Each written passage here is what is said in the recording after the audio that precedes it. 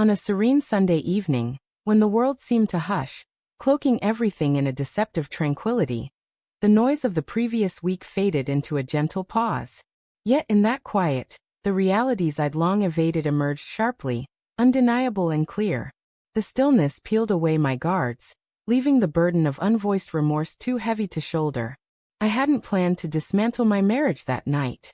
My closest friend from university, Sarah, arrived unannounced, her keen intuition sensing my unspoken need for solace without me saying a word.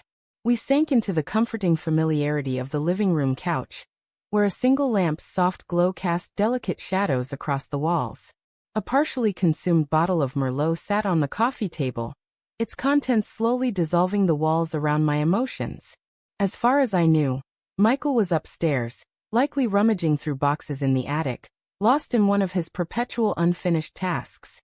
He always had a talent for staying occupied, particularly in recent months when our exchanges had dwindled to tense, clipped remarks. We still performed the routines, meals cooked, bills paid, brief talks about groceries or chores, but the profound bond we once shared had worn thin, hanging by a fragile thread. The silence between us had crafted its own intricate dialect. That evening, I could no longer feign ignorance.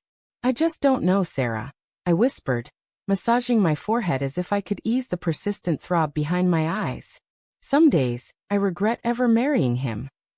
The words escaped, and a sudden knot twisted in my gut, as though I'd released something raw and irreversible. The room's air grew denser, colder. Sarah's eyes widened, her forehead furrowing with worry. "You can't mean that," she replied, her tone swift and resolute, as if trying to retract my confession. But the truth was complex. I meant it in the weary, hollowed-out part of me that was utterly depleted. I loved Michael, or thought I did, but that love had transformed. It wasn't the vibrant spark of our early days, or the steady comfort we once knew. It had become a burden, an obligation I fulfilled out of habit rather than desire. Unbeknownst to me, Michael was on the staircase, shrouded in the hallway's shadows, hearing every word. I didn't notice him, didn't catch the creak of a step or a stifled breath. But later, I'd imagine his expression, halted mid-step, absorbing the admission of the woman he'd built a life with, spoken in confidence to another. The next morning, an unsettling void greeted me before I fully grasped it. The house felt unnaturally still. The coffee maker sat unused. Michael's keys were absent from their usual hook by the door. His shoes, always neatly aligned like guards, were gone.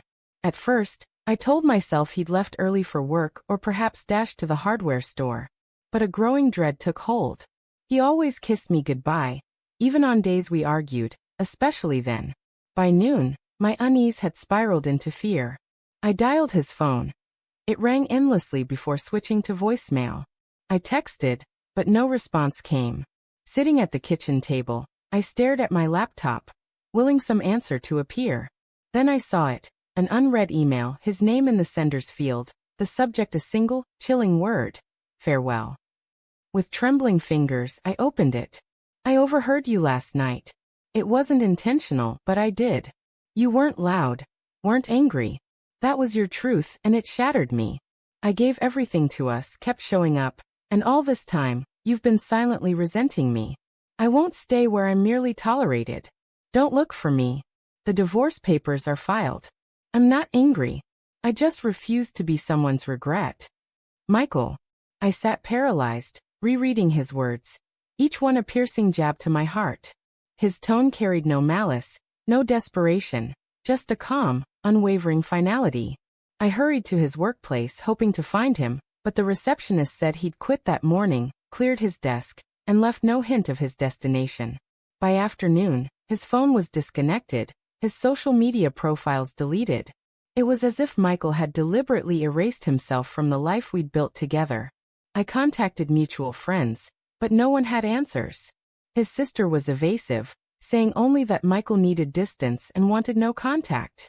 Then, as if timed perfectly, the divorce papers arrived, fully completed, his signature already in place.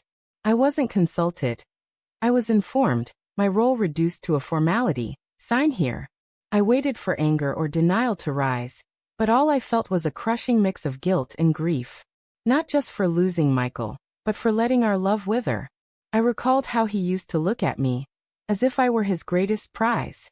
The small gestures, the way he'd rub my back when I couldn't sleep, the notes he'd leave on the fridge with a sketch and a heart when he left early. He hadn't stopped trying. The cruelest irony was that I hadn't said those words to him. I spoke them about him, believing he wouldn't hear. That betrayal,